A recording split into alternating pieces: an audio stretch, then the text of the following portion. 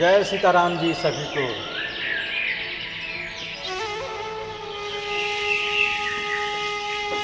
सर्वश्रेष्ठ साधन क्या है? कहते हैं कि सर्वश्रेष्ठ साधन क्या है? भगवान की प्राप्ति करने वाले के लिए 3 साधन हैं। जगत में भगवान को देखना, यो मां पश्यति सर्वत्र,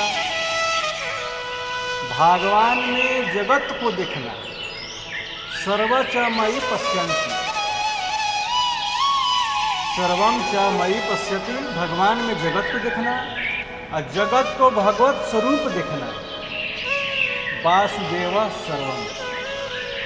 3 भगवान की प्राप्ति करने वाले के 3 साधन। इस तीनों में शीघ्र भागवत प्राप्ति करने वाला सर्वश्रेष्ठ साधन है जगत को भगवत स्वरूप देखना, वासुदेव सर्वम।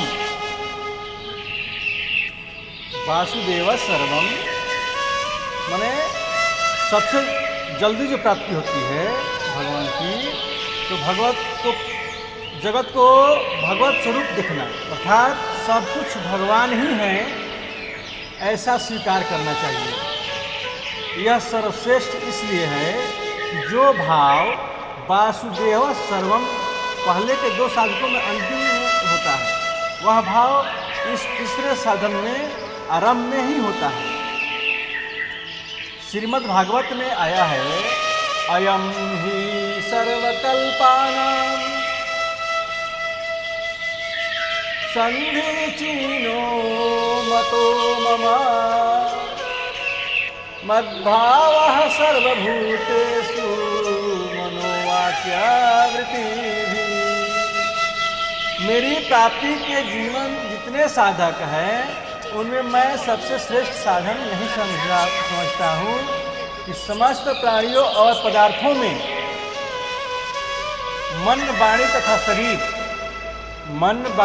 शरीर के समस्त बर्ताव व्यवहार, मन वाणी और शरीर से जो भी व्यवहार हो रहा है, मेरी ही भावना की जाए।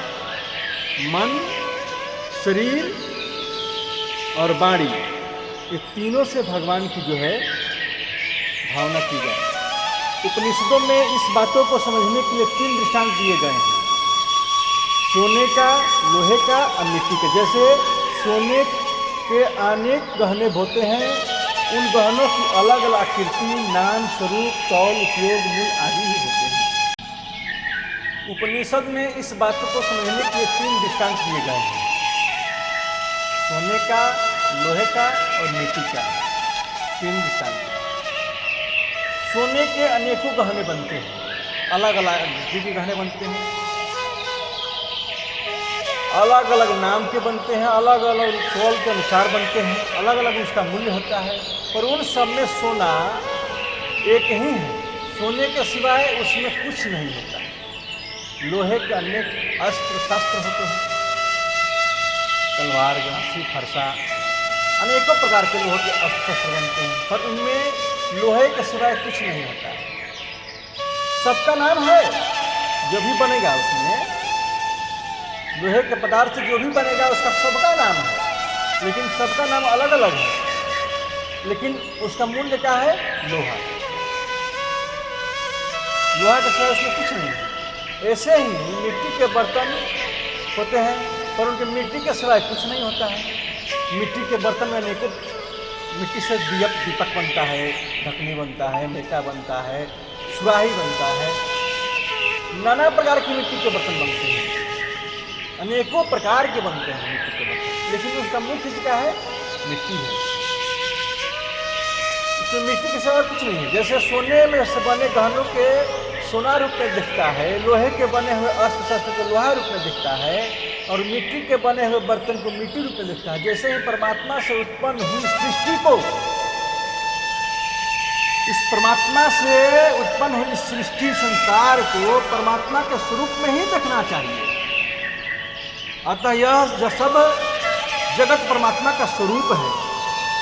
इस बात को ठीक से समझने के लिए यहाँ विचार किया जाता है। संसार की जितनी भी वस्तुएं हैं उन सबके मूल रूप में एक अनुत्पन्न वस्तु है जिसको मनुष्य बना नहीं सकता। जैसे हम रहने की कई तरह की चीजें बना सकते हैं, ऐसे ही परमात्मा में उत्पन्न हुई सृष्टि परमात्मा में दिखता है। हम गेहूं से कई प्रकार की सामग्री बना सकते हैं, पर गेहूं का दाना नहीं बना सकते। चना से कई प्रकार की सामग्री बना सकते हैं, चना से, पर चना नहीं बना सकते। उसी तरह आलू से अनेकों प्रकार के व्यंजन बन सकता है, लेकिन आलू नहीं बन सकता है। पर एक मनुष्य शरीर से कई मनुष्य पैदा हो सकते हैं, पर जिससे शरीर पैदा होता है ये रज बीज हम नहीं बना सकते। तात्पर्य है कि जितने भी वस्तुएं हैं उनकी मूलभूत धातु बीज को बड़ा से बड़ा वैज्ञानिक भी नहीं बना सकता। उन वस्तुओं में हम परिवर्तन कर सकते हैं, धो को परस्पर मिला सकते हैं, पेड़ पौधे की कलम करके दूसरा फल उगा सकते हैं, बना सकते हैं, लेकिन जो उसका मूल्य है, जो उसका जड़ है, जो उसका मूल स्वतः सिद्ध है वह मनुष्य का बना हुआ नहीं है, अपितु भगवान ने बनाया है। वे भगवान संपूर्ण योनि महद्ब्रह्म तस्मिन् गर्भा दधाम्यहं शंभवः सर्वभूतानां ततो भवति भारत। संसार के आदि बीज हैं। भगवान कहते हैं यच्चापि सर्वभूतानां बीजं तदमः अर्जुन न तदस्ति विना यस्या मया भूतं चराचरम्। हे अर्जुन, संपूर्ण प्राणियों का जो बीज है वह बीज मैं ही हूं। कारण कि मेरा बिना कोई भी चर अचर प्राणी नहीं है, अर्थात चर अचर सब कुछ मैं ही हूं। संसारिक बीज तो वृक्ष पैदा होता है, पर भगवान पैदा नहीं होते। इसलिए भगवान ने अपने को सनातन बीज कहा है। बीजम माम सर्वभूतानां, बीजम माम सर्वभूतानां विद्धि पार्थ सनातनम। कहते हैं कि मैं इस सनातन बीज हूँ। सांसारिक बीज को वृक्ष को पैदा करके स्वयं नष्ट हो जाता है, पर भगवान अनंत सृष्टियों को पैदा करके भी स्वयं ज्यों का त्यों ही रहते हैं। इसलिए भगवान ने अनेकों अनन्य बीज कहा है। प्रभवः प्रलयः अस्थानम, प्रभवः प्रलयः अस्थानम विधानम बीजमव्ययम्। तात्पर्य है कि भगवान संपूर्ण जगत के आदि में ही रहते हैं और अंत में भी रहते हैं। प्रारंभ और अंत दोनों भगवान ही हैं। जो आदि और अंत में रहते हैं वहीं मध्य वर्तमान में भी होता है।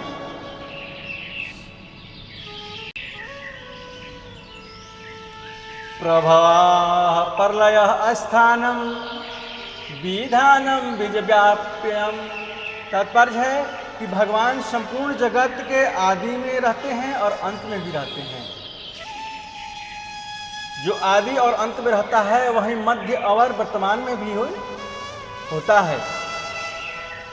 सर्वयोनिषु कौन्तेय मूर्तयः सम्भवन्ति या तासां ब्रह्मा महन्योनिरहं बीजप्रदः पिता। हे कौन्तेय, संपूर्ण योनियों में प्राणियों के जितने शरीर पैदा होते हैं उन सब व्यष्टि शरीर की मूल प्रकृति तो माता है, और बीज जो मैं बीज स्थापन करने वाला पिता हूँ।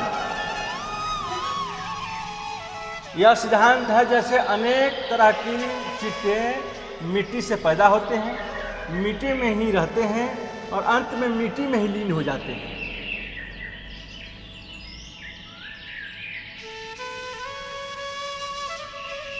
तो मिट्टी से ही पैदा होते हैं और मिट्टी में रहते हैं और मिट्टी में लीन हो जाते हैं।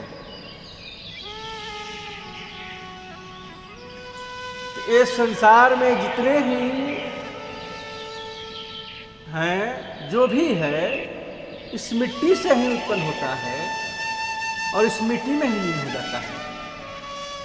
चाहे वो कोई सामग्री हो, मनुष्य हो या अन्य प्रकार की कोई भी वस्तु हो, जीव जंतु जो भी है, इस मिट्टी से ही उत्पन्न होता है। सब भगवान से ही पैदा होता है, भगवान में ही रहते हैं और अंत में भगवान में ही लीन हो जाते हैं। तात्पर्य यही है कि संसारिक बीज को उत्पन्न होकर नष्ट हो जाते हैं, पर भगवान अविनाशी बीज आदि मध्य और अंत में ज्यों का त्यों रहते हैं। अंततः वर्तमान में संसार रूप से भगवान ही है, भगवान के सिवाय कुछ नहीं है। वर्तमान में तो प्रश्नभूतों से बना हुआ जड़ संसार ही प्रत्यक्ष रूप से दिख जा रहा है, जो कि उत्पत्ति विनाशशील है। अतः इसको अविनाशी भगवत स्वरूप कैसे समझें? जो कि उत्पत्ति विनाशशील है, तो अविनाशी भगवत स्वरूप कैसे समझें? कोई प्रश्न है? तो बीज में जितने चीजें पैदा होती हैं वे सब बीज रूप ही होते हैं। जैसे गेहूं से पैदा होने वाली खेती को गेहूं ही कहते हैं। किसान लोग कहते हैं कि गेहूं की खेती बहुत अच्छी हुई है, देखो खेत में गेहूं खड़े हैं, गेहूं से खेत भरा है। तो कोई शहर में रहने वाला व्यापारी हो, वह उसको गेहूं कैसे मान लेता है? वह कहेगा कि मैंने बोरे गेहूं खरीदा और बेचा है। क्या मैं नहीं जानता कि गेहूं कैसे होता है? यह तो घास है, डंठल है और पत्ती है, यह गेहूं नहीं है। परंतु खेती करने वाला जानकार आदमी तो यही कहेगा कि यह सब घास नहीं है, ये पशु खाया करते हैं, यह तो गेहूं है। खेती तो गाय खा जाती है, तो कहते हैं कि गाय हमारा गेहूं खा गई, जबकि उसने गेहूं का एक दाना भी नहीं खाया। खेत में भले ही गेहूं का दाना भी न हो, पर यह गेहूं है, इसे संदेश नहीं है। इसमें गेहूं है। खेती में भले ही गेहूं का एक भी दाना ना हो, पर यह गेहूं है, इसमें संदेह नहीं है। कारण कि यह पहले भी गेहूं ही था, अंत में गेहूं ही रहेगा। अतः बीच में खेती रूप भी गेहूं ही है। अभी तो यह हरी हरी घास दिखती है, पर बागा में पकने पर इसमें गेहूं ही निकल गया। इसी तरह संसार के पहले भी परमात्मा थे। सदैव सोमेद मग्र सदैव सोमेद मग्र आस देका मेवाद द्वितीय। अंत में भी परमात्मा ही रहेंगे। शिष्यते शेष संज्ञा। अतः बीच में भी सब कुछ परमात्मा है। वासुदेव सर्वत्र, वासुदेव सर्वम, सदम सचामहम। भगवान ने संपूर्ण सृष्टि की रचना अपने में ही की है। अतः भगवान के सिवा और कुछ भी नहीं है। जो उनकी कल्पना में आता है और जो कल्पना में नहीं आता, वह सब भगवत स्वरूप ही है। जागृत और स्वप्न में जो कुछ दिखते हैं, वह सब केवल भगवत ही हैं। सत्य भी भगवान है, असत्य भी भगवान है, और सत्य असत्य से परे भी भगवान ही है। सदसत परम यतः, जिसके चरण चिन्ह को भगवान ने भी अपने हृदय में धारण किया है, ऐसे कुछ ब्राह्मण और अत्यंत नीच स्वपाक चंडाल दोनों ही भगवान के सहिंस। जैसे सोने से बने गणेश जी की तोला, सोने से बना गणेश जी को भी लोग पूजा करते हैं, और सोने से बना चूहे की पूजा नहीं करते। पर सुनार की दृष्टि में दोनों एक ही मूल्य भाव है। ऐसे ही ब्राह्मण और चंडाल, साधु और कसाई, गाय और कुत्ता, हाथी और चींटी, मिट्टी का ढेला और स्वर्ण, यह सब जाति, गुण, कर्म आदि से विषम होते हुए भी भक्ति की दृष्टि से सम अर्थात भगवत स्वरूप ही हैं। वासुदेव सर्वम तात्पर्य है कि जैसे शरीर के सब अंग से यथा योग्य व्यवहार करते हुए भी उनमें आत्मबुद्धि एक ही रहती है, तथा उस अंग की पीड़ा दूर करने तथा उसकी सुख पहुंचाने की चेष्टा भी समान ही रहती है। ऐसे ही जैसा देव वैसी पूजा के अनुसार ब्राह्मण और चंडाल आदि सबके शास्त्र मर्यादा के अनुसार यथा योग व्यवहार करते हुए भी भक्त की भगवत बुद्धि में तथा उनकी दुख दूर करने और उनके सुख पहुंचाने की चेष्टा में कोई अंतर नहीं आता।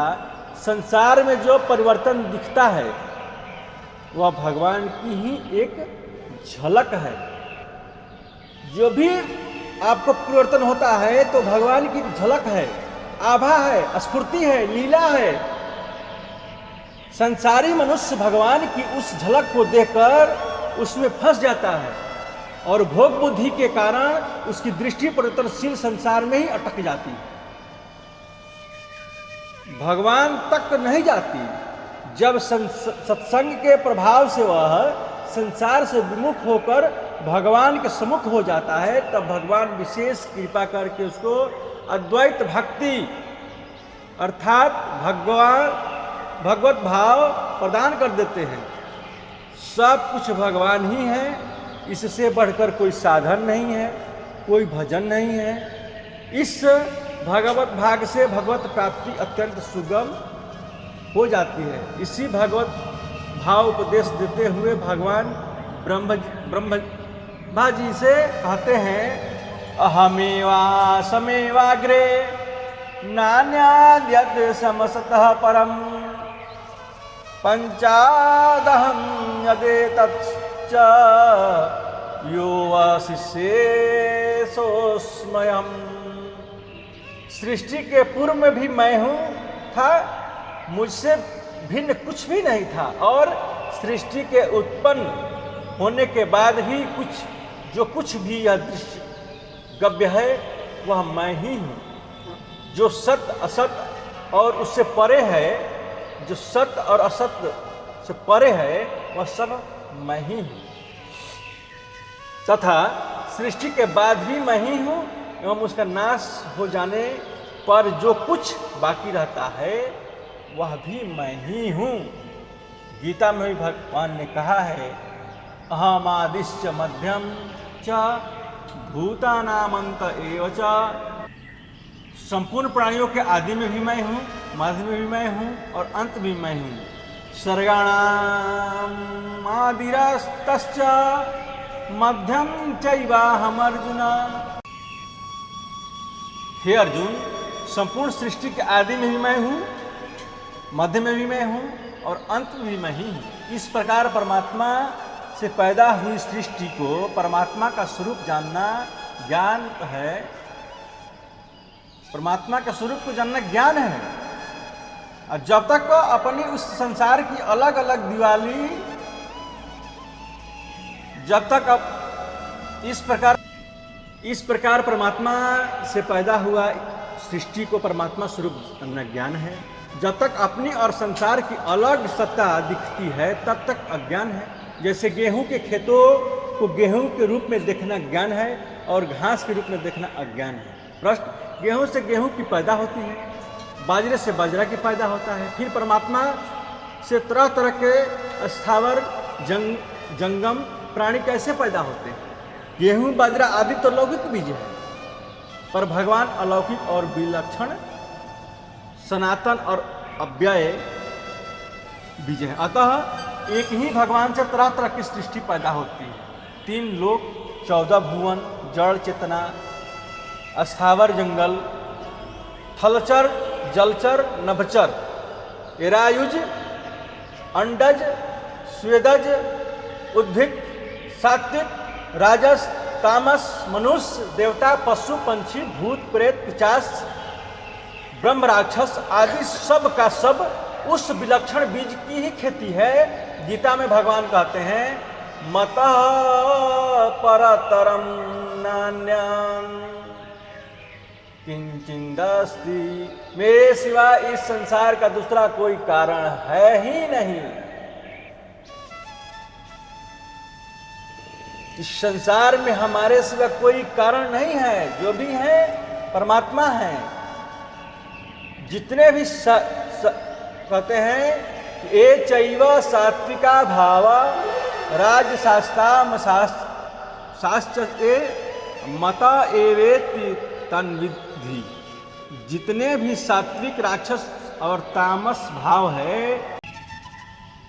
ये चैव सात्विका भावा राजशास्ताम शास्त्रे मता एवेति तन्विधि, जितने भी सात्विक, राजस और तामस भाव हैं ये सब मेरे से ही होते हैं, ऐसे समझे। भवन्ति भावभूतानाम मत एवं पृथग्विधा, प्राणियों के बुद्धि, ज्ञान, क्षमा, मोह आदि अनेक प्रकार के और अलग अलग भाव मेरे में से ही होते हैं।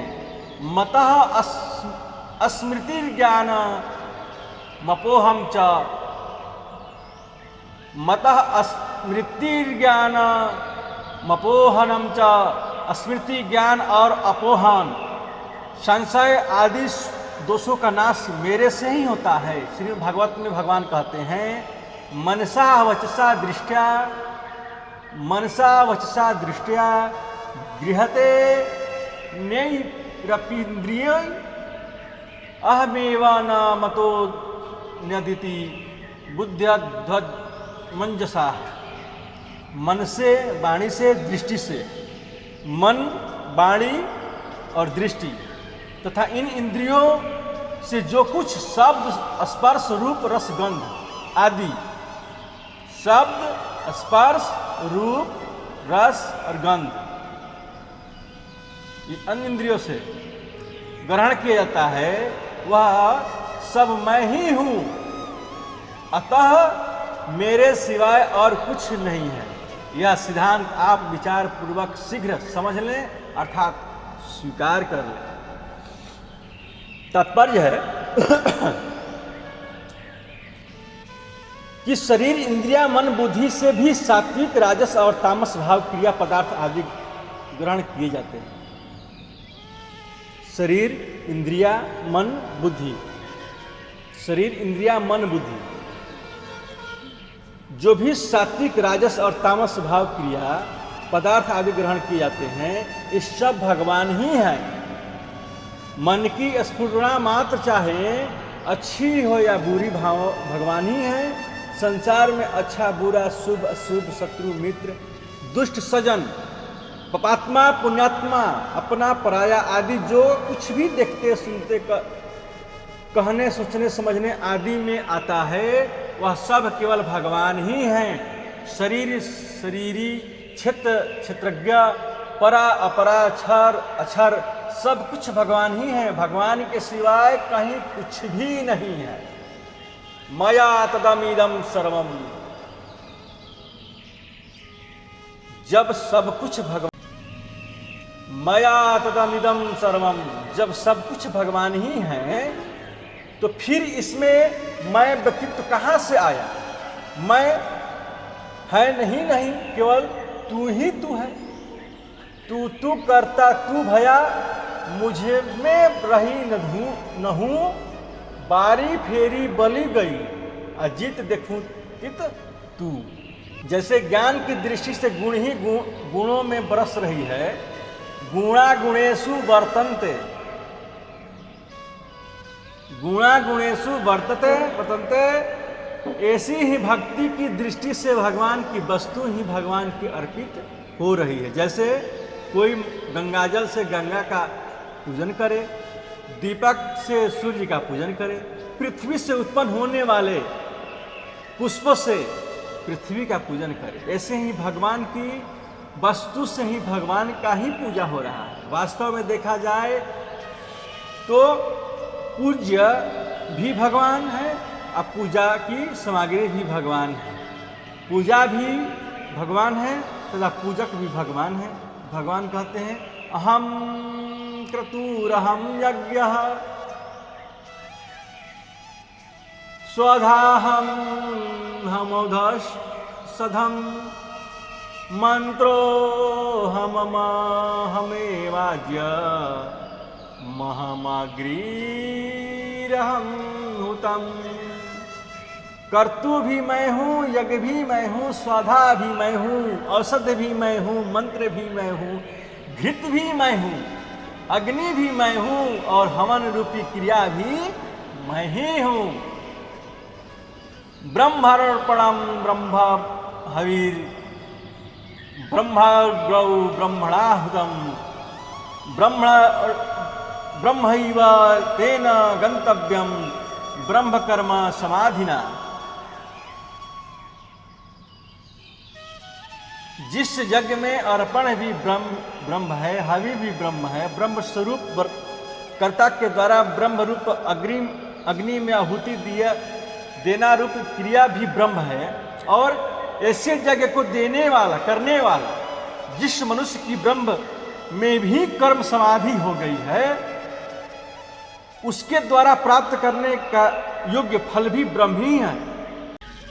इस प्रकार सब जगह भगवान को देखने से साधक के राग द्वेष रहते ही नहीं, कारण कि जब सब कुछ भगवान ही है तो फिर राग द्वेष कौन करे और किससे करे, क्यों करे,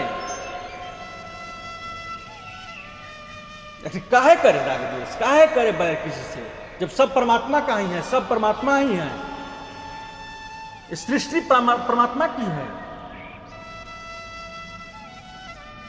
उमाजी राम चरण रता विगत काम मद क्रोध, निज प्रभु मैं देखही जगत के सन करही विरोध। उमाजी राम चरण रता विगत काम मद क्रोध, निज प्रभु मैं देखही जगत केहि सन करही विरोध।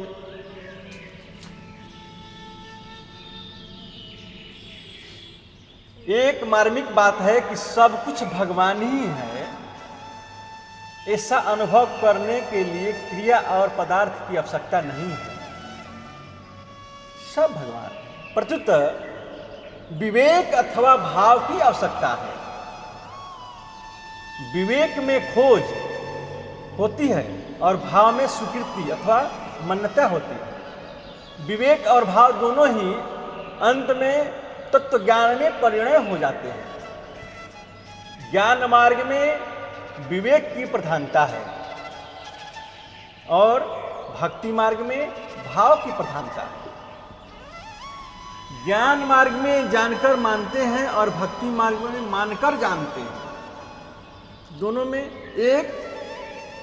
एक जो है वो जानता है तब मानता है, और एक जो है कि मानता है तब जानता है।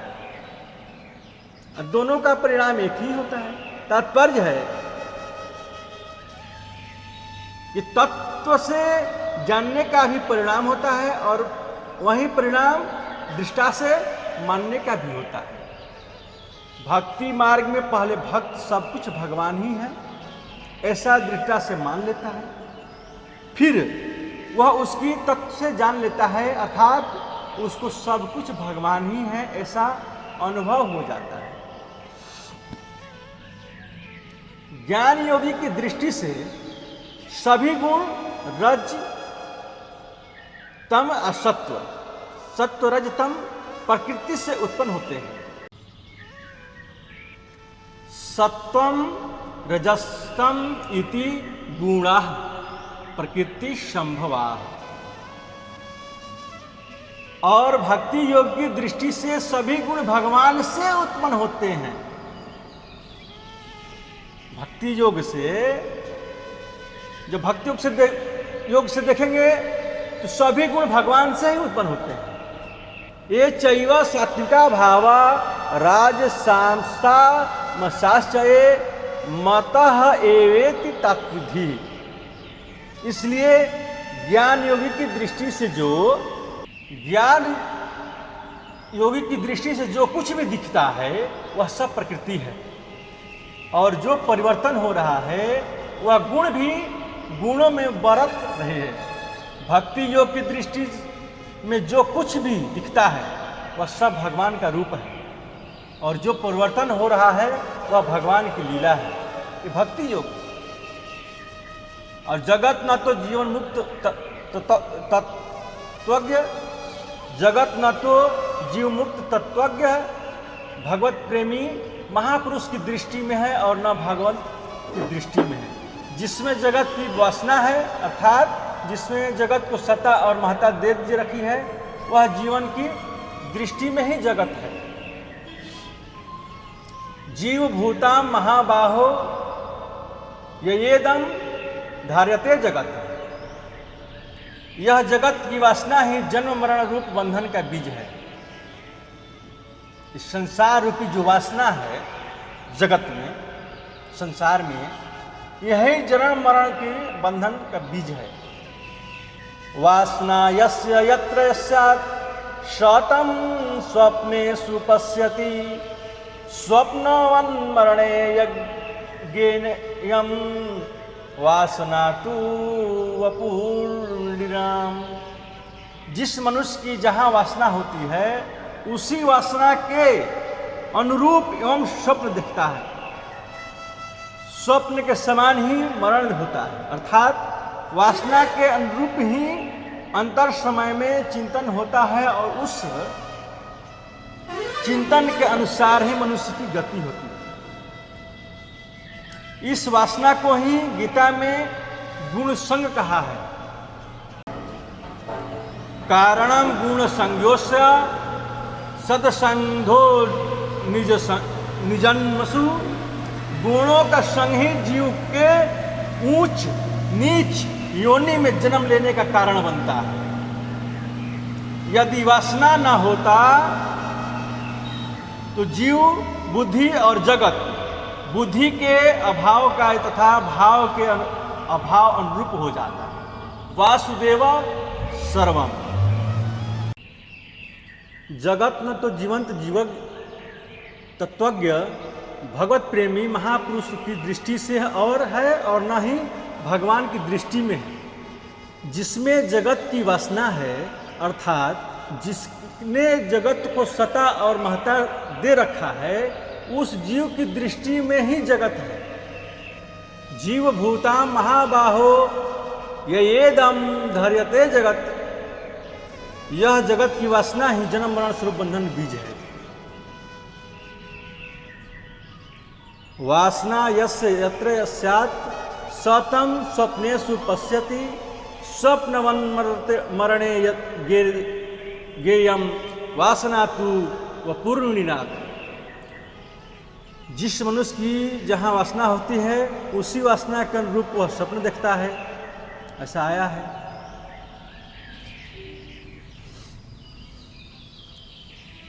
जिस वासना को ही गीता में गुण संग कहा है, कारण गुण संज्ञो शह सदसद्धो निजन्मसु। गुणों का संग ही जीवन के उच्च नीच योनि में जन्म लेने का कारण बनता है। यदि वासना न हो तो जीव बुद्धि और जगत बुद्धि के अभाव का तथा भगवान के भाव का अनुभव हो जाता है। वासुदेव सर्वम। ज्ञान मार्ग में साधक विवेक पूर्वक जगत से असंग होता है और भक्ति मार्ग में साधक भाव पूर्वक जगत को भगवान रूप दिखता है। सब कुछ भगवान ही है तथा विवेक का विषय नहीं है। प्रच्युत भाव जहाँ श्रद्धा है का विषय है, इसलिए सब कुछ भगवान ही है। यह बात भक्तों की वाणी में अधिक होती है। जब तक सत और असत ब्रह्म और जगत दोनों रहते हैं तब तक विवेक रहता है। असत्य की जगत की मान्यता मिटने पर विवेक नहीं रहता, प्रयुक्त तत्वबोध रहता है। इसलिए विवेक पूर्वक जगत को अलग करके भगवान को देखने से जगत की सता रहती है, क्योंकि निषेध उसी का किया जाता है जिसकी सता मानी है। परंतु भावपूर्वक जगत को भगवान स्वरूप देखने से जगत की स्वतंत्र सता नहीं हो रहती। जब तक साधक की दृष्टि में भगवान और जगत दोनों अलग रहते हैं तब तक उसके जीवन में अखंड आनंद नहीं रहता है। प्रत्युत कभी आनंद आता है तो कभी निराशा आती है। अतः श्रेष्ठ साधन यही है कि वह साधक जगत संसार को भगवत स्वरूप देखे, अर्थात जगत रूप में भगवान ही है ऐसा देखे। सब कुछ भगवान ही है ऐसा अनुभव करने के लिए साधक को दृढ़ता से यह मान लेना चाहिए कि चाहे मेरी समझ में आए या न आए, अनुभव में आए या न आए, पर बात यही सच्ची है, जिसको बड़ी से बड़ी अथवा छोटी से छोटी जो भी वस्तु दिखती है, जो भी वस्तु दिखाई दे, वह ऐसा माने कि इसमें पूरे के पूरे भगवान ही है। जैसे जल के एक कण में, समुद्र में एक ही जल तत्व परिपूर्ण है, ऐसे ही मिट्टी का ढेला हो या पृथ्वी हो, उसमें भी भगवान पूरे के पूरे हैं। अणोरणीयान महतो महीयान, ऐसा मानकर वह हर समय मन ही मन सबको नमस्कार करता रहे। सबको, जो भी उसको प्रणाम नमस्कार करने में तनिक हिचक नहीं करनी चाहिए। ऐसा करने से उसको सब जगह भगवान दिखने लग जाएंगे। एक दृष्टि में देखा जाए तो ज्ञान मार्ग में द्वैत भाव है और भक्ति मार्ग में अद्वैत भाव है। कारण ज्ञान मार्ग में प्रकृति और पुरुष, सत्य और असत्य, ब्रह्म और जगत, नित्य और अनित्य, जड़ और चेतना, शरीर और शरीरी, क्षेत्र और क्षेत्रज्ञ आदि का भेद है। पर भक्ति मार्ग में एक भगवान के सिवा कुछ भी नहीं है। भक्ति मार्ग में सिर्फ परमात्मा है, नारायण है, जो भी है सब वही है। और ज्ञान मार्ग में जो है, ज्ञान मार्ग में पुरुष, प्रकृति, सत्य असत्य, ब्रह्म जगत, नित्य अनित्य, जड़ चेतन, शरीर और शरीरी, क्षेत्र और क्षेत्र आदि भेद है उसमें। भक्ति मार्ग में भेद नहीं है। ज्ञान मार्ग में तो ब्रह्म सत्य और जगत असत्य है, पर नित्य सत्य, ब्रह्म सत्यम जगत मिथ्या। परम भक्ति मार्ग में सत्य असत्य सब कुछ भगवान ही है। सद्य सच्चाम अर्जुनम, इसलिए सब कुछ भगवान ही है ऐसा मानकर जो भगवान के शरण हो जाता है, अर्थात भगवान के स्वतंत्र अस्तित्व मिटाकर भगवान में लीन हो जाता है, उसको जो मैंपन को मिटाकर भगवान में लीन हो जाता है, उसको भगवान में ज्ञानी कहा जाता है। उसको भगवान ने ज्ञानी कहा है। वासुदेवा सर्वमिति ज्ञानवाम्याम प्रपद्यते। ऐसे ज्ञानी भक्त को भगवान अपना अत्यंत प्रिय बनाए। प्रियो ही ज्ञानिनोत्यर्थ महम सच मह प्रिय, और उसको अपना ही स्वरूप बताया। ज्ञानी त्वात्मैव मे मतम। तात्पर्य यह हुआ कि विवेक से भी भाव तेज है, अतः भावपूर्ण जगत को भगवत स्वरूप देखना सर्वश्रेष्ठ साधन है।